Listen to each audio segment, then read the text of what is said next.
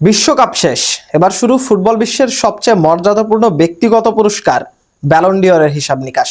আগামী ২৬ অক্টোবর লন্ডনে ঘোষণা করা হবে এবারের ব্যালন ডিওর বিজয়ীর নাম।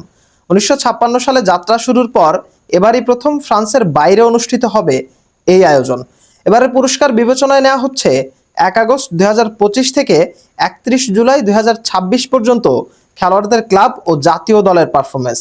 সবচেয়ে আলোচিত ৫ দাবিদারদের মধ্যে আছেন Rodri, Harry Kane, Lamine Yamal, Kylian Mbappe এবং লিওনেল মেসি। রদ্রি স্পেনকে বিশ্বকাপ জেতাতে রেখেছেন সবচেয়ে বড় অবদান।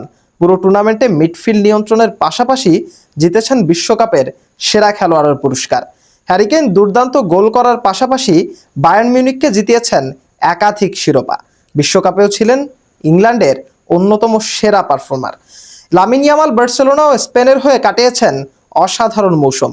কম বয়সে ধারাবাহিক পারফরমেন্স তাকে ব্যালন ডিওরের অন্যতম শক্তিশালী দাবিদারে পরিণত করেছে।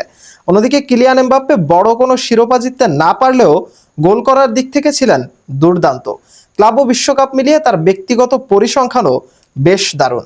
আর লিওনেল মেসি ৩৯ বছর বয়সেও বিশ্বকাপে নিজের ছাপ রেখেছেন। অভিজ্ঞতা, ধারাবাহিকতা আর বড় ম্যাচে প্রভাব রাখার ক্ষমতার কারণে এবারও ব্যালন ডিওরের আলোচনায় রয়েছেন তিনি। এখন দেখার বিষয় এই ৫ তারকার মধ্যে কে জিতবেন ফুটবল বিশ্বের সবচেয়ে মর্যাদাপূর্ণ ব্যক্তিগত পুরস্কার ব্যালন ডিওর।